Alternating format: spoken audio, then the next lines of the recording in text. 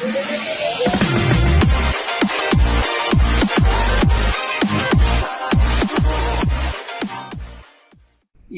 کے قیام کے دوران ان کے دل میں نکاح کا خیال پیدا ہوا، چنانچہ وہ ایک دوشیزہ ہند کے والدین کے پاس چلے گئے اور ان کی بیٹی سے نکاح کی خواہش کا اظہار کیا۔ لڑکی والوں نے پوچھا تم کون ہو اور کہاں کے رہنے والے ہو؟ انہوں نے عرض کیا میں بلال بن رباح ہوں اور رسول اکرم صلی اللہ علیہ وسلم کا ایک صحابی ہوں۔ میں ایک غلام تھا، میرے اللہ نے مجھے آزاد کر دیا۔ میں سیدھے راستے سے بھٹکا ہوا تھا، میرے رب نے مجھے ہدایت دی۔ میں اس وقت آپ سے آپ کی بیٹی کا ہاتھ مانگ رہا ہوں، اگر آپ ہاں کر دیں تو الحمدللہ، اور اگر انکار کریں گے تو اللہ اکبر۔ ہند کے والدین نے اپنے خاندان کے چند لوگوں کو مدینہ طیبہ بھیجا، جنہوں نے رسول اللہ صلی اللہ علیہ وسلم سے اس رشتہ کے بارے میں مشورہ طلب کیا۔ رسول اللہ صلی اللہ علیہ وسلم نے جواب میں فرمایا تمہیں یہ حق کس نے دیا کہ تم ایک جنتی شخص کو اس کی حیثیت سے کم خیال کرو؟ رسول اللہ صلی اللہ علیہ وسلم کی اس بات سے ان لوگوں کو تسلی ہو گئی، اور کچھ ہی عرصہ کے بعد سیدنا بلال اور ہند کی شادی ہو گئی اور وہ نہایت خوشگوار زندگی گزارنے لگے۔ ایک مرتبہ حضرت بلال اور ان کی اہلیہ حضرت ہند کے درمیان کسی بات پر کچھ تکرار ہو گئی، اور گھروں میں ایسی بات ہو ہی جاتی ہے۔ سیدنا بلال نے اپنے نقطہ نظر کو واضح کرنے کے لیے سرکار دو عالم صلی اللہ علیہ وسلم کا حوالہ دیا۔ ہند کے منہ سے یہ نکل گیا کہ آپ صلی اللہ علیہ وسلم نے کبھی ایسی بات نہ کہی ہوگی۔ سیدنا بلال یہ الفاظ برداشت نہ کر سکے، اس بات سے انہیں سخت رنج ہوا۔ جب وہ مسجد گئے تو اس رنجیدگی کے اثرات ان کے چہرے پر محسوس ہو رہے تھے۔ رسول اللہ صلی اللہ علیہ وسلم نے پوچھا کیا بات ہے؟ بلال نے واقعہ کی تمام تفصیلات بیان کر دی۔ رسول اللہ صلی اللہ علیہ وسلم ان کے گھر تشریف لے گئے۔ اس وقت حضرت بلال گھر پر نہ تھے۔ ہند نے آپ صلی اللہ علیہ وسلم کا نہایت خوش اخلاقی سے استقبال کیا۔ آپ صلی اللہ علیہ وسلم نے ہند سے فرمایا بلال تمہیں میرے حوالے سے جو بھی کہتا ہے وہ صحیح اور درست ہوتا ہے۔ بلال کبھی قصد بیانی سے کام نہیں لیتا، اس کے ساتھ ہمیشہ محبت سے پیش آؤ، اس کو کبھی ناراض نہ کرو۔ اگر تم بلال کو ناراض کرو گی تو اللہ تم سے راضی نہ ہوگا۔ ہند نے رسول اللہ صلی اللہ علیہ وسلم کی اس نصیحت کو پلے باندھ لیا۔ چنانچہ سیدنا بلال کے گھر لوٹنے پر انہوں نے حضرت بلال سے معذرت کر لی، اور ایک دفعہ پھر ان کے گھر کا ماحول خوشگوار اور پرسکون ہو گیا۔ حضرت ابو ہریرہ رضی اللہ تعالیٰ عنہ فرماتے ہیں کہ ایک مرتبہ نبی کریم صلی اللہ علیہ وسلم اپنے صحابہ کرام کے اوصاف بیان فرما رہے تھے۔ اس دوران آپ صلی اللہ علیہ وسلم نے فرمایا حکومت کی باغ دوڑ قریش کے ہاتھ میں ہوگی، قضاء کا شعبہ انصار میں پھلے پھولے گا، اذان تو حبشہ والے لے گئے، اور امانت ازد یعنی یمن والوں کی خاص صفت ہے۔ غزوہ بدر میں 16 رمضان المبارک سن 2 ہجری کی شام سرکار دو عالم صلی اللہ علیہ وسلم نے سیدنا بلال کو بلایا اور انہیں جنگ کے بارے میں ضروری ہدایات دی۔ پھر آپ صلی اللہ علیہ وسلم اپنے خیمہ میں تشریف لے گئے۔ سیدنا بلال رضی اللہ تعالیٰ عنہ فرماتے ہیں کہ سرکار دو عالم صلی اللہ علیہ وسلم کو اس سے قبل میں نے کبھی اتنی خاموش اور اس قدر گمسم نہیں دیکھا تھا۔ اسی رات سرکار دو عالم صلی اللہ علیہ وسلم مسلم فوج کی فتح و نصرت کے لیے سربسجود رہے۔ 17 رمضان المبارک کو سیدنا بلال نے ایک بلند مقام پر کھڑے ہو کر مسلمان فوج کو سرکار دو عالم صلی اللہ علیہ وسلم کی ہدایات سے مطلع کیا۔ پھر ایک ایسی جنگ ہوئی کہ تلواریں آپس میں ٹکرائیں اور لاشیں زمین پر گرتے دیکھے گئے۔ سارا دن مارکا جاری رہا اور بالآخر اللہ رب العزت نے مسلمانوں کو فتح و نصرت سے نوازا۔ اس جنگ کا آغاز ہی مشرکین کے لیے نہایت برا ہوا کہ پہلے ہی حملہ میں ان کے 3 سورما موت کے گھاٹ اتر گئے۔ عتبہ بن ربیعہ جیسا رئیس مکہ اور بہادر شخص اپنے بھائی شیبہ اور بیٹے ولید کے ساتھ خاک و خون میں تڑپ رہا تھا۔ یہ قریش کے لیے ایک بہت بڑا دھچکا تھا، اس سے سارے لشکر کے پاؤں اکھڑ گئے۔ ویسے بھی عتبہ تمام لشکر کا سپہ سالار تھا اور سپہ سالار کا قتل ہو جانا پورے لشکر کی شکست ہوتی ہے۔ لیکن ان تینوں کی موت کے بعد ابو جہل موقع کی نزاکت دیکھتے ہوئے میدان میں کود پڑا اور اپنے لشکر کو جھوٹی طفل تسلیاں دیتا رہا۔ وہ اپنی ان طفل تسلیوں سے لشکر کو بھاگنے سے بچانا چاہتا تھا۔ اس کی یہ تدبیر کامیاب رہی اور قریش کے پاؤں جم گئے، ان کے حوصلے پست نہ ہوئے۔ ایک طرف اپنی کثرت تعداد اور اسلحہ پر بھروسہ تھا اور دوسری طرف اللہ تعالیٰ کی ذات پر اعتماد۔ چنانچہ مسلمانوں نے جب ابو جہل کی اس جوش دلانے والی تقریر سے کفر کو بکھرتا ہوا دیکھا تو وہ اللہ تعالیٰ کے حضور میں گڑ گڑا کر دعائیں کرنے لگے، جس کو قرآن حکیم نے یوں بیان کیا ہے: وہ وقت یاد کرو جب تم اپنے رب سے فریاد کر رہے تھے اور تمہارے رب نے تمہاری فریاد کو سن لیا۔ صحابہ کرام بارگاہ الوہیت میں گڑ گڑا رہے تھے اور زمین و آسمان کا مالک ان کی دعاؤں کو سن رہا تھا۔ سیدنا عبد الرحمن بن عوف رضی اللہ تعالیٰ عنہ امیہ کے پرانے دوست تھے۔ جب وہ ہجرت کر کے مدینہ طیبہ تشریف لائے تو اس وقت ان کا امیہ بن خلف سے ایک کاروباری معاہدہ ہوا تھا، وہ یہ کہ مدینہ طیبہ میں وہ امیہ کے مال کی حفاظت کریں گے، جبکہ سیدنا عبد الرحمن بن عوف کا جو مال مکہ میں رہ گیا ہے اس کی حفاظت کا ذمہ دار امیہ بن خلف ہوگا۔ سیدنا عبد الرحمن بن عوف نے جب امیہ کو میدان بدر میں دیکھا تو ان کی خواہش یہ تھی کہ امیہ قتل نہ ہو بلکہ گرفتار ہو جائے، شاید اس بہانہ سے اسے ہدایت کا راستہ مل جائے۔ چنانچہ جب مسلمان جنگ میں مصروف تھے اور کافر مسلمانوں کے ہاتھوں گاجر مولی کی طرح کٹ رہے تھے اور قریش کے بڑے بڑے سردار جو اساطین قریش کہلاتے تھے قتل کیے جا چکے تھے، تو سیدنا عبد الرحمن نظر بچا کر امیہ بن خلف اور اس کے بیٹے کو ایک پہاڑی پر لے گئے۔ اتفاق سے سیدنا بلال نے ان کو دیکھ لیا، انہوں نے فوری طور پر انصار کو بتایا، وہ اس کے پیچھے دوڑے۔ سیدنا عبد الرحمن بن عوف نے امیہ کے بیٹے کو ان انصار مجاہدین کے آگے کر دیا، انصار نے اسے قتل کر دیا، لیکن ایک انصاری مجاہدین اور سیدنا بلال کا اصل ہدف تو امیہ بن خلف تھا، لہذا اس کو چھوڑ دینا ان کو گوارا نہ تھا۔ امیہ بھاری بھرکم آدمی تھا، دوڑنا اس کے لیے بہت مشکل تھا، وہ بیٹھ گیا اور سیدنا عبد الرحمن بن عوف اس کو بچانے کے لیے اس کے اوپر لیٹ گئے۔ سیدنا عبد الرحمن بن عوف خود بتاتے ہیں کہ میں نے امیہ سے کہا تم بیٹھ جاؤ، اور وہ بیٹھ گیا اور میں اس کے اوپر اوندا پڑ گیا تاکہ اس کی جان بچ جائے، لیکن انصار نے اس حالت میں پاؤں کے نیچے سے تلواریں چلا کر اس کو قتل کر دیا۔ اس کو بچانے میں سیدنا عبد الرحمن کے پاؤں پر بھی ایک زخم آیا جس کا نشان مدتوں باقی رہا۔ یہ واقعہ بیان کر کے سیدنا عبد الرحمن رضی اللہ تعالیٰ عنہ فرمایا کرتے تھے: اللہ تعالیٰ بلال پر رحم فرمائے، میری زرے بھی گئی اور میرے قیدی بھی گئے، کیونکہ امیہ کو بچانے سے پہلے سیدنا عبد الرحمن بن عوف کے ہاتھ میں کچھ زریں تھی جو انہوں نے کافروں سے چھینی تھی، ان کو وہ زمین پر رکھ کر امیہ کو بچانے میں مصروف ہو گئے۔ بعض روایات میں ہے کہ جنگ بدر کے روز امیہ بن خلف اپنے لڑکے علی کا ہاتھ پکڑے کھڑا تھا کہ سیدنا عبد الرحمن بن عوف کو دیکھ کر کہا: عبد الرحمن، کیا تمہیں میری ضرورت ہے؟ میں تمہاری ان زروں سے بہت بہتر ہوں۔ آج جیسا ہیبت ناک منظر تو میں نے پوری زندگی نہیں دیکھا، کیا تمہیں دودھ کی حاجت نہیں؟ مطلب یہ تھا کہ جو مجھے قید کرے گا میں اس کو فدیہ میں خوب دودھ دینے والی اونٹنیاں دوں گا۔ یہ سن کر سیدنا عبد الرحمن نے زریں پھینک دی اور دونوں باپ بیٹے کو گرفتار کر کے آگے بڑھے۔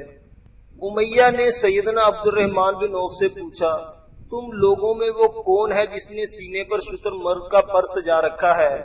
سیدنا عبد الرحمن رضی اللہ تعالیٰ عنہ نے کہا: وہ حمزہ بن مطلب ہیں۔ امیہ نے کہا: یہی وہ شخص ہے جس نے ہمارے اندر تباہی مچا کر رکھ دی ہے۔ سیدنا عبد الرحمن فرماتے ہیں کہ میں امیہ اور اس کے بیٹے کو پکڑ کر لے جا رہا تھا کہ اچانک بلال نے امیہ کو میرے ساتھ دیکھ لیا۔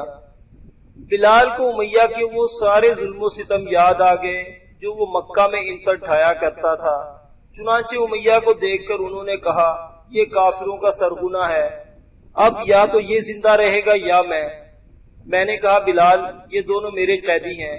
لیکن بلال نے انصار کو آواز دی اور انہوں نے ہمیں کنگن کی طرح گھیرے میں لے لیا۔ میں ان دونوں کا بچاؤ کر رہا تھا کہ ایک شخص نے امیہ کے بیٹے کو تلوار کی ایک ضرب لگائی جس سے وہ زمین پر ڈھیر ہو گیا۔ اتنے میں امیہ نے اس زور سے چیخ ماری کہ میں نے ویسی چیخ کبھی نہ سنی تھی۔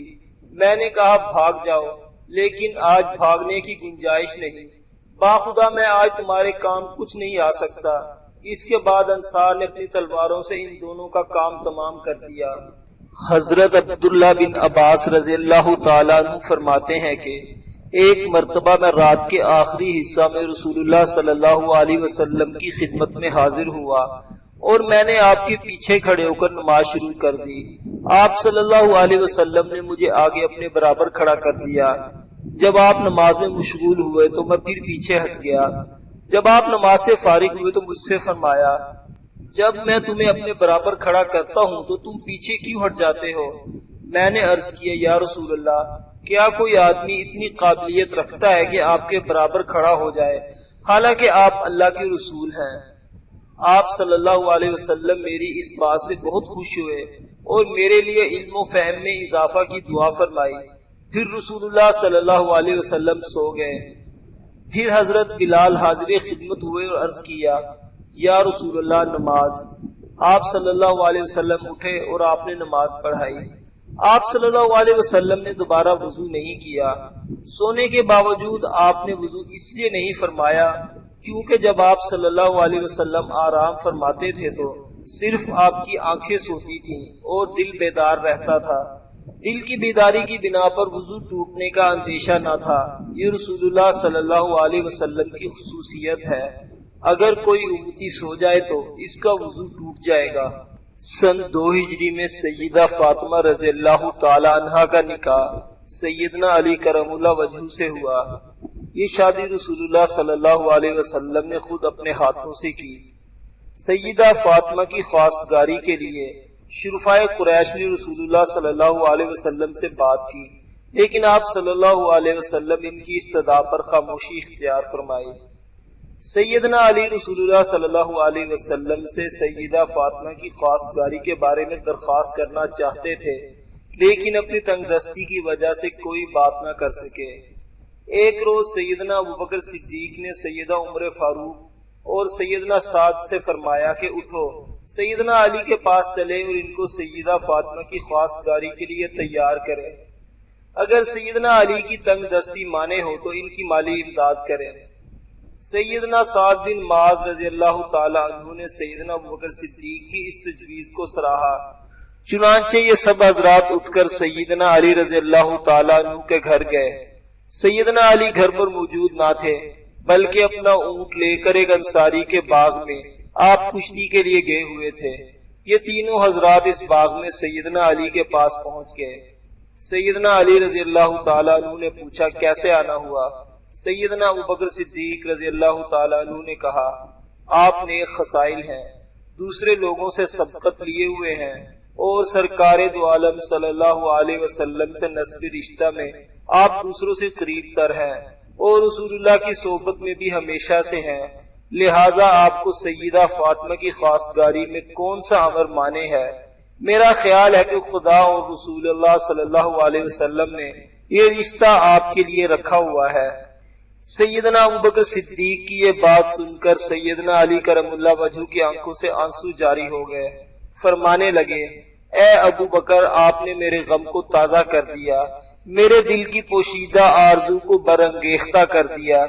سیدنا علی نے فرمایا، کون شخص ہے جو سیدہ فاطمہ سے عقد کا خواہاں نہ ہو، لیکن میں تنگ دستی اور فکر و فاقہ کی وجہ سے اس خواستگاری کے اظہار میں شرم محسوس کرتا ہوں۔ چنانچہ ان تینوں حضرات نے سیدنا علی کرم اللہ وجہہ کو اس بات پر راضی کر لیا اور آپ صلی اللہ علیہ وسلم کی خدمت اقدس میں جانے کے لیے رضامندی کر لیا۔ اس غرض کے لیے سیدنا علی نے اپنا اونٹ کھولا، باغ سے واپس گھر تشریف لائے اور اونٹ باندھ کر اور جوتا پہن کر سرکار دو عالم صلی اللہ علیہ وسلم کے گھر چلے گئے۔ پھر یہی نہیں، ان صحابہ کرام نے سیدنا علی کرم اللہ وجہہ کو سیدہ فاطمہ کی خواستگاری پر آمادہ کیا، بلکہ سیدنا صدیق اکبر اور سیدنا عثمان بن عفان نے اس شادی کا سامان اور سیدہ فاطمہ کے لیے جہیز خریدنے کے لیے روپیہ پیسہ بھی سیدنا علی کی سیدنا علی کی آنت کی جس پر رسول اللہ صلی اللہ علیہ وسلم نے عثمان رضی اللہ تعالی عنہ کو بہت سی دعائیں دی۔ حضرت عثمان رضی اللہ تعالی عنہ نے حضرت علی رضی اللہ تعالی عنہ کو ایک زرہ دی جسے انہوں نے بیچا۔ اس زرہ کے بدلہ میں جو رقم ملی وہ آپ نے رسول اللہ صلی اللہ علیہ وسلم کی خدمت میں لا کر پیش کر دی۔ آپ صلی اللہ علیہ وسلم نے اس رقم میں سے ایک مٹھی بھر کر سیدنا بلال کو دی اور فرمایا سیدہ فاطمہ کے لیے خوشبو خرید لائیں، اور اس رقم میں سے 2 مٹھیاں بھر کر سیدنا ابوبکر صدیق کو دی تاکہ حضرت فاطمہ کے لیے مناسب کپڑے اور جہیز کا سامان خرید کر لائیں۔ سیدنا عمار بن یاسر اور ایک دوسری روایت کے مطابق حضرت بلال کو بھی اور دوسرے کئی صحابہ کرام کو سیدنا ابوبکر صدیق کے ساتھ بھیجا۔ یہ حضرات جو بھی سیدہ فاطمہ کے لیے خریدتے پہلے سیدنا ابوبکر صدیق کو دکھاتے، اگر وہ پسند کرتے تو وہ چیزیں خرید لی جاتی وگرنہ واپس کر دی جاتی۔ سیدہ فاطمہ کے لیے ان حضرات نے سیدنا ابوبکر صدیق کی مرضی سے کیا کچھ خریدا، تاریخ میں اس کی تفصیل کچھ یوں ہے۔ ایک قمیض، ایک اوڑھنی، ایک خیبری سیاہ چادر، ایک بنی ہوئی چارپائی، بستر کے 2 گدے، ایک گدا کھجور کی چھال سے بھرا ہوا اور دوسرا بھیڑ کی اون سے، اور ازخر گھاس سے بھرا ہوا ایک تکیا، ایک اونی کپڑا، ایک چمڑے کا مشکیزہ، دودھ کے لیے لکڑی کا پیالہ، ایک گھڑا اور چند مٹی کے برتن۔ بازار سے جب یہ سامان خریدا گیا تو سیدہ کے اس جہیز کی کچھ اشیاء کو سیدنا ابوبکر صدیق نے، کچھ کو سیدنا بلال، کچھ کو سیدنا عمار بن یاسر نے اور کچھ اشیاء کو دوسرے صحابہ کرام نے اٹھایا جو سیدنا ابوبکر کے ساتھ گئے ہوئے تھے۔ جب یہ سامان سرکار دو عالم صلی اللہ علیہ وسلم کے سامنے رکھا گیا تو آپ نے ایک ایک چیز کو اٹھا کر ملاحظہ فرمایا اور ساتھ ہی یہ دعا بھی فرمائی، اے اللہ میرے اہل بیت پر ان چیزوں میں برکت عطا فرما، اے اللہ میرے اہل بیت پر ان چیزوں میں برکت عطا فرما۔ حضرت ابو امامہ رضی اللہ تعالی عنہ رسول پاک صلی اللہ علیہ وسلم کے ایک صحابی ہیں۔ وہ فرماتے ہیں کہ میں نے ایک مرتبہ رسول اللہ صلی اللہ علیہ وسلم کو دیکھا، آپ یوم الترویہ یعنی 8 ذی الحجہ کو مینا کی طرف تشریف لے جا رہے تھے۔ آپ کے ایک جانب حضرت بلال تھے، آپ کے ہاتھ میں ایک لکڑی تھی جس کے اوپر ایک کپڑا لگا ہوا تھا جس کے ذریعے وہ حضور اکرم صلی اللہ علیہ وسلم پر سایہ کیے ہوئے تھے۔ غزوہ احد کے مشکل حالات میں رسول اللہ صلی اللہ علیہ وسلم کے گرد محاصرہ کرنے والوں میں سیدنا بلال رضی اللہ تعالی عنہ بھی تھے، جو آخری وقت تک امام الانبیاء کی مدافعت کرتے رہے۔ چنانچہ فرماتے ہیں کہ غزوہ احد میں میرے آقا و مولا محمد صلی اللہ علیہ وسلم ایک پتھر سے زخمی ہو کر زمین پر گرے۔ مکہ کا مشہور شمشیر زن عبداللہ بن قیمیہ آپ صلی اللہ علیہ وسلم تک پہنچ گیا۔ اپنی تلوار ضرورت سے زیادہ بلند کر کے آپ صلی اللہ علیہ وسلم پر حملہ زن ہوا۔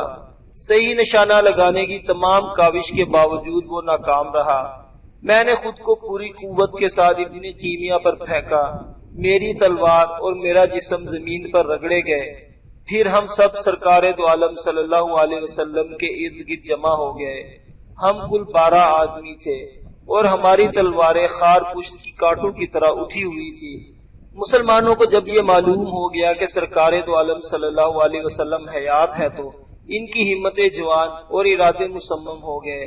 مسلمانوں کے لشکر نے ایک مرتبہ پھر منظم ہونا شروع کیا، گویا خالد بن ولید جو کافروں کی طرف سے لڑ رہے تھے، ان کی عسکری عبقریت میں رسول اللہ صلی اللہ علیہ وسلم کی عسکری عبقریت کے سامنے ناکام ہو گئی۔ اب مسلمانوں نے اپنی منتشر قوتوں کو سمیٹ کر اس جوش و خروش کے ساتھ قریش کے لشکر پر حملہ کیا کہ وہ سر پر پاؤں رکھ کر بھاگنے کے لیے مجبور ہو گئے۔ قریش کو جب بھاگتے دیکھا تو سرکار دو عالم صلی اللہ علیہ وسلم نے فرمایا، ان کا تعاقب کون کرے گا؟ 70 صحابہ کرام رضوان اللہ علیہم اجمعین نے اپنے نام پیش کیے۔ امام بخاری رحمت اللہ علیہ نے ان میں سیدنا ابوبکر صدیق اور سیدنا جابر 70 صحابہ کرام رضوان اللہ علیہم اجمعین نے اپنے نام پیش کیے۔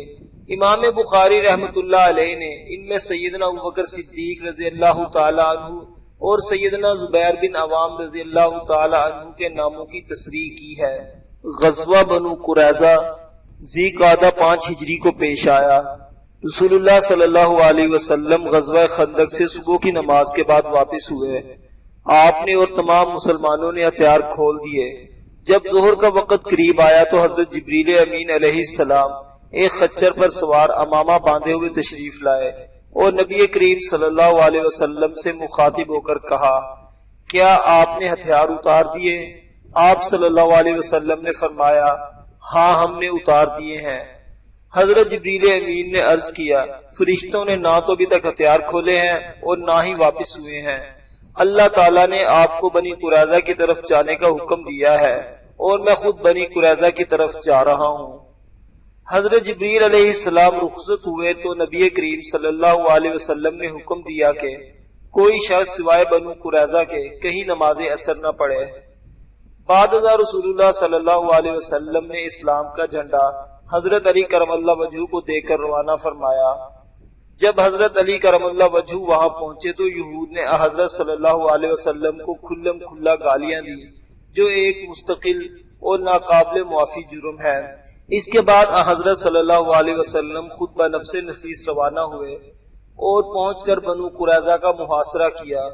25 روز تک ان کو محاصرے میں رکھا۔ اس اثناء میں ان کے سردار کعب بن اشرف نے ان کو جمع کر کے کہا، میں 3 باتیں تم پر پیش کرتا ہوں، ان میں سے جس کو چاہو اختیار کر لو تاکہ تم اس مصیبت سے نجات پا لو۔ اول یہ کہ ہم اس شخص یعنی محمد رسول اللہ صلی اللہ علیہ وسلم پر ایمان لے آئیں اور اس کے مستقل پیرو بن جائیں، کیونکہ خدا کی قسم تم پر یہ بالکل بات واضح اور روشن ہو چکی ہے کہ وہ بلا شبہ اللہ عز و جل کے نبی ہیں اور رسول ہیں، اور یہ وہی نبی ہیں جن کو تم تورات میں لکھا پاتے ہو۔ اگر ایمان لے آؤ گے تو تمہاری جان اور مال، بچے اور عورتیں سب محفوظ ہو جائیں گی۔ بنو قریظہ نے کہا، ہم کو یہ منظور نہیں، اب اپنا دین چھوڑ دیں۔ کعب نے کہا، اچھا اگر یہ منظور نہیں تو دوسری بات یہ ہے کہ بچوں اور عورتوں کو قتل کر کے بے فکر ہو جاؤ اور شمشیر بکف ہو کر پوری ہمت اور تندہی کے ساتھ محمد کا مقابلہ کرو۔ اگر ناکام رہے تو بچوں اور عورتوں کا کوئی غم نہ ہوگا، اور اگر کامیاب ہو گئے تو عورتیں بہت ہیں اور ان سے بچے بھی پیدا ہو جائیں گے۔ بنو قریظہ نے کہا، بلا وجہ عورتوں اور بچوں کو قتل کر کے زندگی کا کیا لطف باقی رہے گا؟ کعب نے کہا، اگر یہ بھی منظور نہیں تو میری رائے یہ ہے کہ آج ہفتہ کی شب ہے۔ عجب نہیں کہ محمد اور ان کے ساتھی اصحاب غافل اور بے خبر ہوں اور ہماری جانب سے مطمئن ہوں کہ یہ دن یہود کے نزدیک محترم ہے، اس میں وہ حملہ نہیں کر سکتے۔ مسلمانوں کی اس بے خبری اور غفلت سے نفع اٹھاؤ اور یکا یک ان پر شب خون مار دو۔ بنو قریظہ نے کہا، اے کعب، تجھ کو معلوم ہے کہ ہمارے اسلاف اسی دن کی بے حرمتی کی وجہ سے بندر اور سور بنا دیے گئے تھے، پھر بھی تو ہم کو اسی کا حکم دیتا ہے۔ الغرض بنو قریظہ نے کعب کی ایک بات کو نہ مانا۔ بالآخر مجبور ہو کر وہ اس بات پر آمادہ ہوئے کہ رسول اللہ صلی اللہ علیہ وسلم جو حکم دیں وہ ہمیں منظور ہے۔ جس طرح خزرج اور بنو نذیر میں حلیفانہ تعلقات تھے، اسی طرح اوس اور بنو قریظہ میں بھی حلیفانہ تعلق تھا۔ اس لیے اوس نے رسول اللہ صلی اللہ علیہ وسلم سے درخواست کی کہ خزرج کی التماس پر حضور اکرم صلی اللہ علیہ وسلم نے بنو نذیر کے ساتھ جو معاملہ فرمایا، اسی طرح کا معاملہ ہماری استدعا پر بنو قریظہ کے ساتھ فرمائیں۔ آپ صلی اللہ علیہ وسلم نے ارشاد فرمایا، کیا تم اس پر راضی نہیں کہ تمہارا فیصلہ تم ہی سے کوئی شخص کر دے؟ انہوں نے کہا، یا رسول اللہ، سعد بن معاذ جو فیصلہ کر دے وہ ہمیں منظور ہے۔ سعد بن معاذ رضی اللہ تعالیٰ عنہ نے بنو قریظہ کے لیے یہ فیصلہ صادر فرمایا کہ ان کے لڑنے والے مرد قتل کر دیے جائیں، عورتیں اور بچے قید کر کے باندھی اور غلام بنا لیے جائیں، اور ان کا تمام مال و اسباب مسلمانوں میں تقسیم کر دیا جائے۔